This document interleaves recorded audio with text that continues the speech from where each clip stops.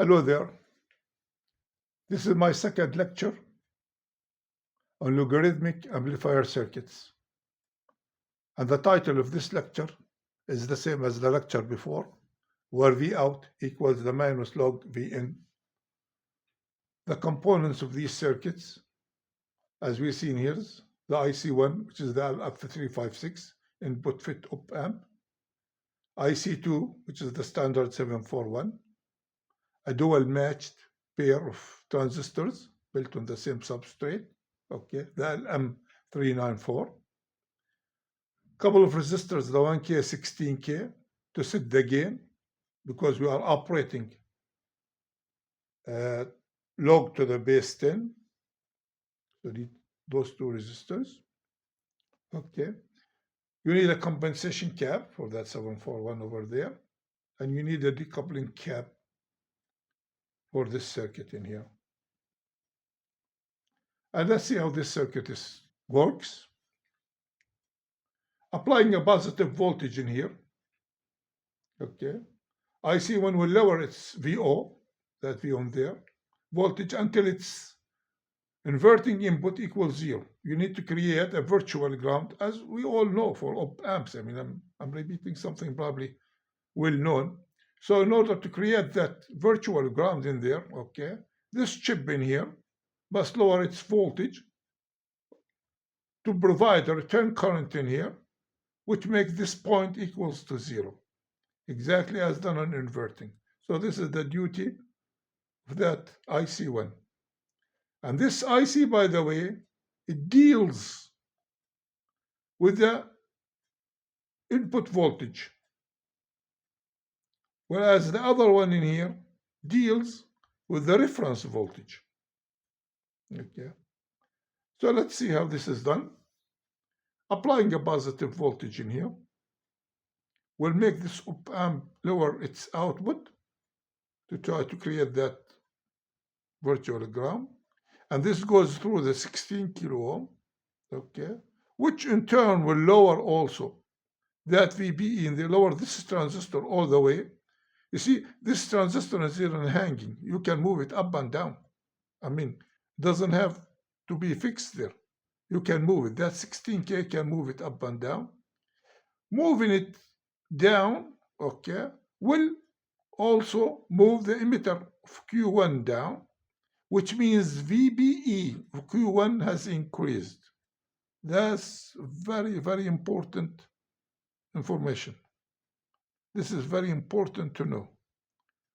Okay, so lowering the base of Q2 will lower the emitter of Q2, and that in turn will lower the emitter of Q1. That means, and since the base is fixed to ground, that means you are increasing the voltage across VBE of Q1. And as we know before from many lectures, I made about 15 or 20 lectures on transistors, okay, increasing the voltage of VBE will drive this like crazy. I mean, 18 millivolt difference of VBE will double that current, 18 millivolts. 60 millivolts will increase the current by a decade, 10 folds. So the idea, once you lower that point in here, okay, a huge current will go all the way, okay, back to here to create our virtual ground. And of course, this is the feedback mechanism. Finally, you're going to settle with your virtual ground.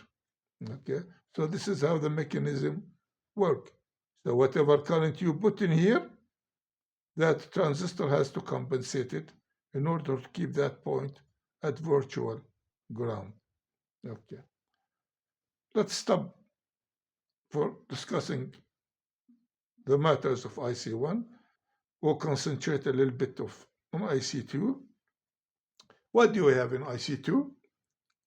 We have our 50K in here that sets the reference. 5 volts divided by the 50K gives you the 0.1 milliamp reference current. Okay. The same thing, we have a virtual ground in here. How the virtual ground is initiated or made? It made through the output that op-amp all the way through that 2K, which is just a resistor, 2K, 1K, 3K.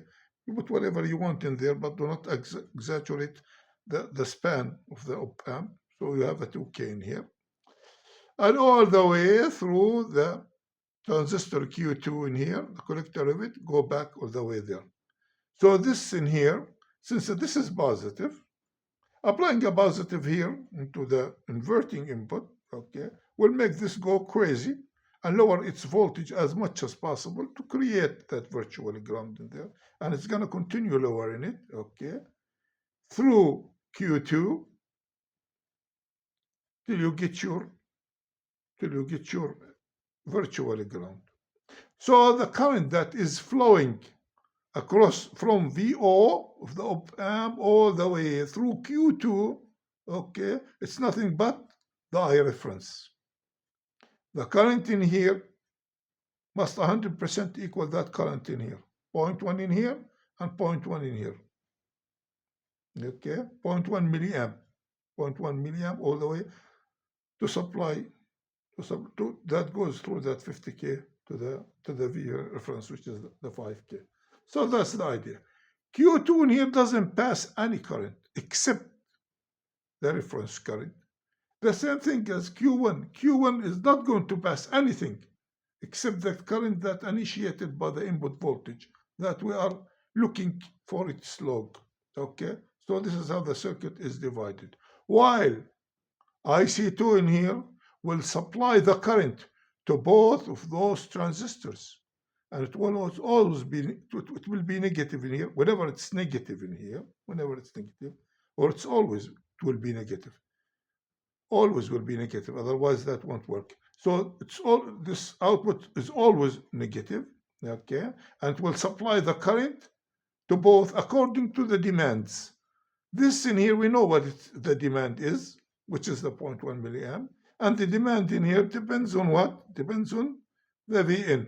So this current supply both of these transistors with their demand of current. Okay. Now let's see how we can get our output and how this circuit does its calculation. And by the way, these circuits are fascinating when they do their calculations. They find the log, anti-log, root square, RMS detectors, whatever. They do magic. Okay, let's see now. IC2 will allow I reference only to pass through Q2.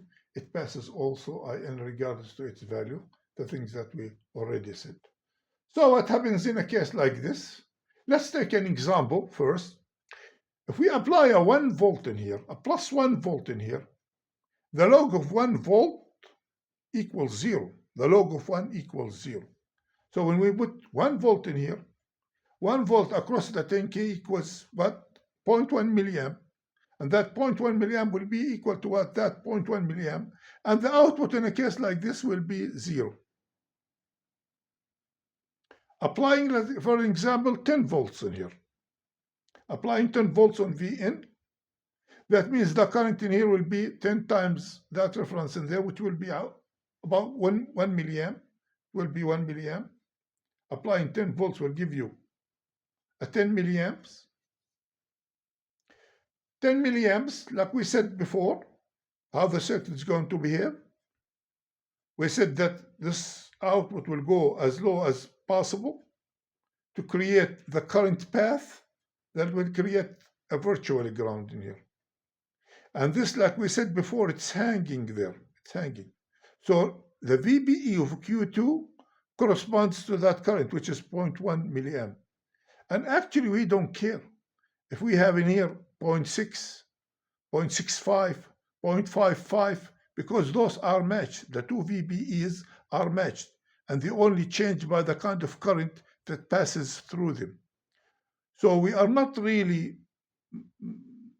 choosing, or we are not really interested that much in what is the VBE exactly is. We are looking for the difference between the VBEs.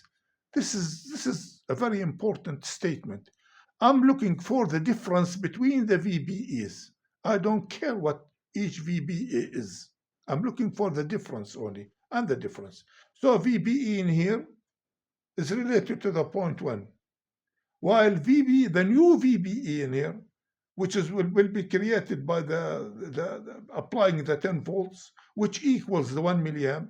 That 1 milliamp is 10 volts, that 0.1 in there. So that means that VBE will be 60 millivolts more than this one in here, because you have 10 volts that current.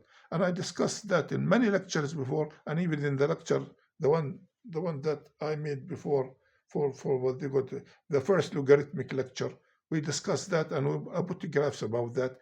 I mean, this is well known, and you can get it, as a matter of fact, from the equation of the transistors, where you have VBE equals KT over Q, the natural logarithm of IC over IS. That gives you what I'm talking about. So 60 millivolts, additional 60 millivolts on VBE means that IC has increased by 10 volts. That's what I want to say. So in the case like this, since the path that this current will follow to create our virtual ground will pass through this transistor in here. So that means this VBE will be 60 millivolts more than the VBE of Q2. And that's what we are looking for, the difference at the 60 millivolts in here, okay? And those 60 millivolts in here will be present exactly at R3. R3 has those 60 millivolts. Why? Because like we said before, this will go down by 60 millivolts more, okay? And like I said, forget about the polarities. And that means this point is pulled down by 60 millivolts. Therefore, this point will be minus 60 millivolts compared to the ground. The 60 millivolts that are present by VBE Q1 will be present across R3. And the polarities are minus and a plus in here, okay? And according to the same path, by the way, if you want to find the output for that, which is the equation right here, you got your feedback in here, which is the 16K and the 1K. So and they are sharing the same current. So that means you have a multiplier of 17, which is 1 plus the 16K divided by the 1K. That's the multiplier. And it's all based to the log of 10, because we are interested with the log of 10. If we have another circuit for the log of 8 or log whatever, we have to redesign just to reselect those two resistors. So like we said before, the additional 60 millivolts in here will be present across R3 with a minus 60 millivolts at the base of Q2. And let's see how this equation is very important, and it sets the output. VO equals 1 plus 16 over K, 1K, that's the multiplier. KT over Q, which we know what it is, it's about 25.8 millivolts at 25 degrees centigrade, or around 300 Kelvin, okay? The natural logarithm of IN over I reference. Okay, I reference is always fixed. IN, the one it changes according to whatever voltage that you got in here. Okay, so this is our equation. Based on that equation, you just put the numbers in there. Okay, suppose we are having about 10 volts, like we said before, in Vn. So you get your 17 minus 17 multiplied by 25.8 millivolts multiplied by the natural logarithm of 10. Okay, that will give you around minus 1 volts. Minus 1 volt is the logarithm of a 10 volts plus 10 volts in here. Okay, so it's the result for VO will be a minus 1, and this op-amp will take care of that. It's the output goes out of this op-amp to provide that output. Okay, I don't know what IO maximum is, but I believe it's around 20 milliamps. You know, just something to know. And on the same thing, let's see if we have just what they call it. If we put just a 0.1 milliamp in here sorry, if we just, if we put 1 volt in here, we get our 0. We put plus 10 volts in here, we get our minus 1. Okay, let's put now 0.1 volt, which is a decade less. Okay, and that current in a case like this will be what? It will be 0.01 milliamp. The current that goes in here, 0.01 milliamp. The idea that I want to say is that voltage will become positive in a case like this, because minus multiplied by minus will go a positive. So if I put a 0.1 volt in here, I'll get a positive plus 1 volt as an output. And the same thing again.